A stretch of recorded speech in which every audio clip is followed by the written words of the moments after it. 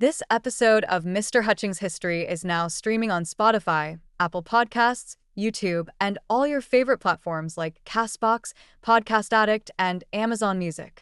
Tune in now. Welcome to Mr. Hutchings History, where the past comes alive. Let's dive into today's story. Welcome back, everyone, to the deep dive. Today we're going to be diving into a pretty heavy topic. Yeah. It's one of those historical moments that continues to be, I think, debated and discussed. Yeah. Decades and decades later. Oh, absolutely. So we're going to be taking a look at the U.S. decision to drop the atomic bombs on Hiroshima and Nagasaki in 1945. Right. So much to unpack here. Yeah, there's so many different facets to this. You've got the, obvious military considerations, but then you've also got the ethical questions and the geopolitical ramifications. I mean, it just goes on and on. Right, and that's what we're here to do. Yeah. We're going to kind of unpack all of that today and hopefully walk away with maybe not answers, but Right. at least a little bit more, A deeper understanding. a deeper understanding Yeah, for sure. of this event that really did, Shape the world. change the world. Yeah, And I think it's important to start, absolutely. but kind of setting the scene, right? Yeah. So it's 1945. Right. World War II is still raging, Uh-huh. and the United States is facing this prospect of a bloody invasion of Japan. Right, and it's not just a hypothetical at this point. They've seen the fighting in the Pacific, how brutal it's been, island hopping campaign and how much it costs to take each island. Right. And they knew that the Japanese mainland was going to be even worse. And you have to remember that this war has been going on for years. Yeah.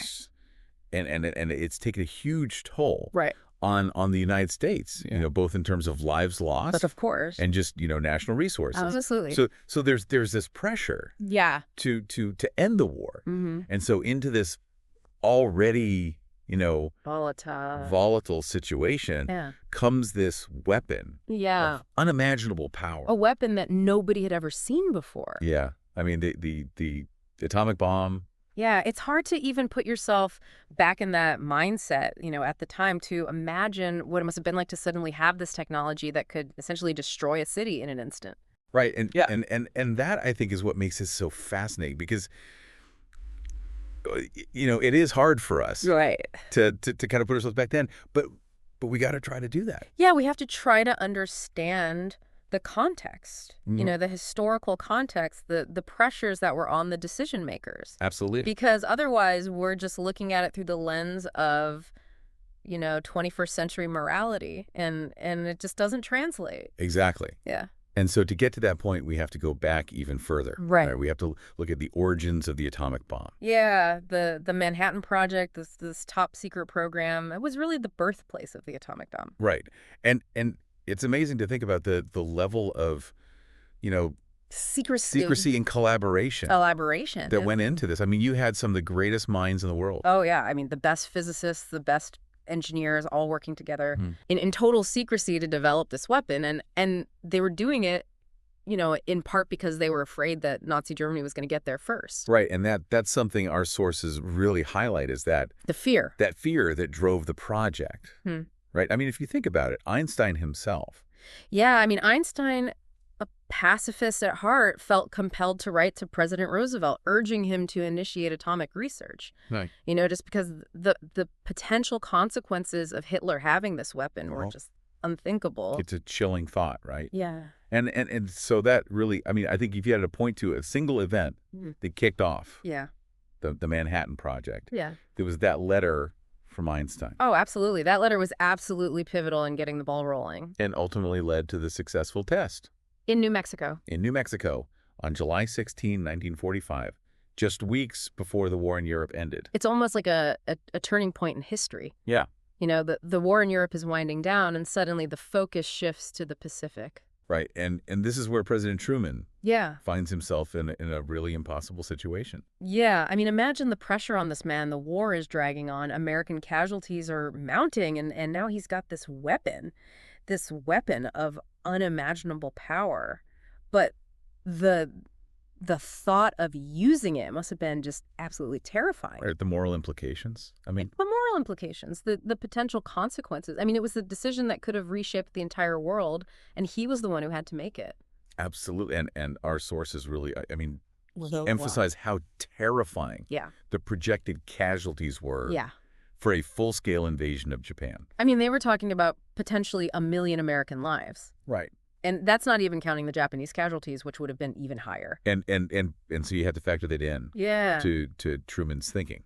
Absolutely. Yeah. I mean, that was a huge factor in his decision. You know, they had just seen the fighting in Okinawa, which was incredibly brutal, incredibly bloody, and they knew that the Japanese mainland was going to be even worse.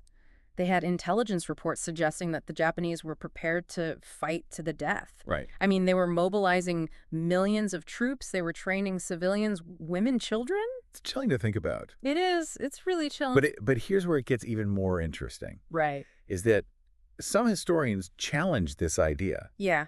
that the atomic bombs were a military necessity, suggesting that Japan might have surrendered Even without them. even without them. Yeah. And that's a really kind of thought-provoking. It is. It's a very controversial argument, Yeah. but there's evidence to support it. Right. And so, while the fear of a bloody invasion was very real, Yeah. our sources point to the fact that Japan may have already been on its knees. Exactly. I mean, think about the impact of the U.S. firebombing campaigns. They had already reduced entire Japanese cities to rubble. Right. I mean, Tokyo was essentially leveled by firebombs.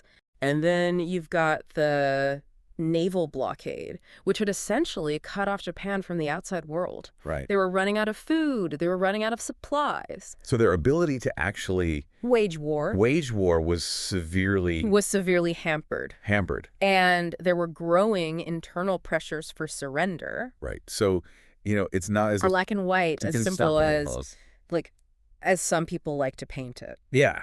It It really does raise questions about how close Japan was to surrender And and whether the atomic bombs were truly the only option. and this is where we have to bring in Another layer another layer of complexity. right, another player Yeah. on the world stage. The Soviet Union, Right, because remember, this is 1945. right at the very beginning of the Cold War. Cold War. Yeah. Even though they were allies against Japan, Right. tensions were already Simmering. simmering, right? They had very different visions for the post-war world. Exactly. And Yeah. and so the successful atomic test didn't just give the United States a weapon. No. It gave them a huge advantage On the world stage. on the world stage, right? And you have to wonder, did that play a role in Truman's decision? Right. Yeah. I mean, you can almost see how These pieces are starting to fit together. how this If we decision did to end one war. intended to end one war may have actually set the stage Another. for another even more terrifying conflict. Yeah. And I think that's what makes this so fascinating and so Complicated. complicated, because you have to look at all of these different factors. Absolutely. You can't just focus on the military situation. Yeah. You have to look at the global politics, The ethical considerations. the ethical considerations. All these things are intertwined. Yeah, it's a tangled web. It is a tangled web. Yeah. Yeah. And so we're going to try to untangle As best we can. as best we can Yeah. over the next little while. Yeah. Yeah, it really is a tangled web. And we're just starting to kind of, tease out some of the threads here. Yeah, and it gets, I think, even more tangled when we start to look at the aftermath of the bombings. Right. Because it's not just about the decision itself. No, it's about the consequences. It's about what happened. The human cost. Right. And the world had never seen anything like this before. No, I mean, the scale of destruction in Hiroshima and Nagasaki was just unprecedented. And I think, one of the things that our sources really highlight Yeah, is the human cost. absolutely. I mean, we're talking about hundreds of thousands of people killed, Okay. injured, exposed to radiation. It's a horrifying thought. And it really raises the question of, was this justified? Yeah, I mean, was it morally justifiable to use such a weapon against civilian populations? Right. And that's a question that I think we're still wrestling with. Oh, absolutely. I mean, it's a question that haunts us to this day. Yeah. And it's not just about, the immediate aftermath. No, it's about the long-term consequences. It's about the fact that this ushered in a new era. The nuclear The nuclear age, right? This whole concept of a world where we have these weapons. that could destroy humanity. It could destroy the planet. Yeah, it's a terrifying thought, and it's a thought that we've been living with ever since 1945. And it's almost like, this one decision Yeah. to use these bombs didn't just end a war. It changed the nature of war. It changed the world, right? Yeah, it fundamentally altered the course of human history. And speaking of, different perspectives, Yeah. one of the most fascinating kind of what-ifs is this idea of a demonstration. Right. Could the U.S. have shown Japan the power of the bomb without actually dropping it on a city? Right, and our sources talk about, this possibility of maybe detonating it. On an uninhabited island. On an uninhabited island or something like that. Yeah, as a way of kind of demonstrating the power of the weapon without actually causing, mass casualties. Right. That's almost like a warning shot. Yeah, exactly. Like a warning shot to say, look, this is what we have. This is what we're capable of. Don't mess with us. Yeah. Surrender now. But there were concerns about that approach, right? Oh, absolutely. I mean, the biggest concern was that it might backfire. How so? Well, what if the bomb didn't detonate properly? Right. Or what if the Japanese military leaders just dismissed it as a bluff? They didn't believe it. Yeah, they didn't believe it, and they kept fighting. That's a huge gamble. It is. It's a massive gamble with millions of lives at stake. And so you can kind of see how, Truman It was a tough spot. was between a rock and a hard place. Right. I mean, on the one hand, you've got the potential for a bloody invasion that could cost hundreds of thousands of American lives. Right. On the other hand, you've got this new weapon, this untested weapon that could have unimaginable consequences. And so it's hard to fault him. Yeah, it's easy to judge in hindsight. Right. But you have to remember that he was making these decisions with the information that he had at the time. In the moment. In the moment, yeah. And it's not just about, those military considerations. Yeah. We also have to factor in The political pressures. the political pressures. The economic pressures. Right. I mean, the Manhattan Project was a massive undertaking. Oh, yeah. It was a huge investment of time, money, resources. And there must have been some pressure To justify that investment. to show that it was worth it. To show that this weapon that they had spent years and billions of dollars developing actually worked. Right. So, it's a really complex situation. It is. It's a very complex situation with no easy answers. And I think what's fascinating is that, those complexities didn't just disappear with the dropping of the bomb. No, they intensified. Yeah. I mean, in many ways, the real challenge is Started after the war. started after the war. Yeah. Right. Because the world now had to grapple with this New reality new reality of the nuclear age. of the nuclear age. Yeah. Right. And so it's not just about, the decision itself. It's about the aftermath. Absolutely. It's about the ripples that spread out. From those 2 fateful days in August 1945. And the immediate consequence, of course, was Japan's surrender. Right, which officially brought World War II to an end. But it was a bittersweet victory, right? Absolutely. I mean, the world had just witnessed the devastating power of atomic weapons. Right. And it's interesting to think about how the narrative Has evolved over time. right? Because Yeah. immediately after the war, there was this sense of relief. Yeah, the war was finally over. Right. But as the decades passed, And the full horrors of nuclear war became more apparent. that narrative started to shift. Yeah, people started to question the necessity of the bombing. Right. And our sources talk about, historians who challenge The traditional explanation. the traditional explanation for the bombings. And they offer these alternative interpretations. Yeah, what they call the revisionist school of thought. And what's that all about? Well, these historians, they're kind of like historical detectives. Okay. They dig deeper, they piece together new evidence, and they offer these alternative explanations for why the bombs were dropped. So they're not just accepting the standard. The official narrative. Yeah. No, they're challenging it, they're questioning it, they're looking at it from different angles. And what are some of the things that they point to? Well, they point to factors like the emerging rivalry with the Soviet Union, Okay. the desire to establish American dominance in the post-war world, Right. and even the influence of internal political and economic pressures. So it's not as simple as, Yeah. just saying we had to drop the bombs to save American lives. No, it's much more complicated than that. Yeah. There were a lot of factors at play. A lot of different agendas. Yeah.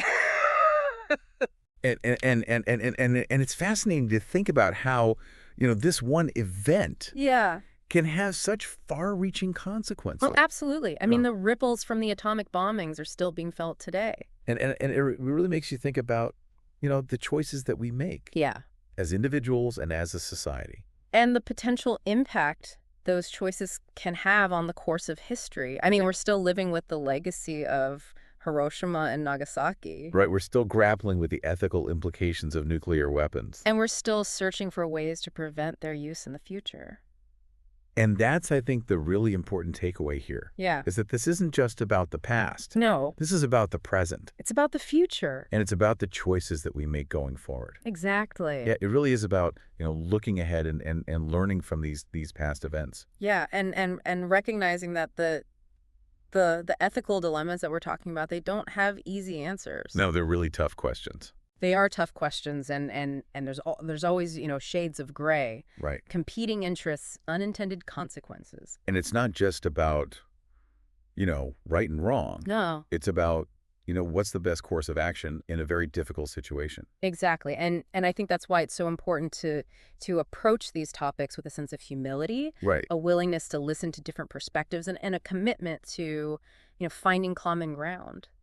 Yeah, I think, what really strikes me about all of this is that history isn't just something that we read about in textbooks. No, it's a living thing. It is. It's alive, and it's shaped by the choices that people made. And the choices that we make today. Right. And Yeah. and it's a reminder that our actions have consequences. Absolutely. Every decision we make, every action we take ripples out into the world. And those ripples can last for generations. Yeah. I mean, think about the Manhattan Project. This was a massive undertaking fueled by, scientific brilliance, political pressure, fear of the unknown. And it's a testament to human ingenuity, but it's also a reminder of our capacity for destruction. Yeah, that's the double-edged sword of progress. And we're still living with those ripple effects today. Oh, absolutely. I mean, Yeah. the decisions that were made back in 1945 Right. are still shaping our world today. We're still dealing with the threat of nuclear war. Yeah. We're still trying to figure out how to prevent these weapons from being used again. It's an ongoing challenge. And it's a challenge that I think we all have a responsibility to engage with. Absolutely. We can't just bury our heads in the sand and pretend that this isn't happening. We have to learn from the past. Yeah. We have to understand the complexities that led to those pivotal decisions. And use that knowledge to inform our actions today. Yeah.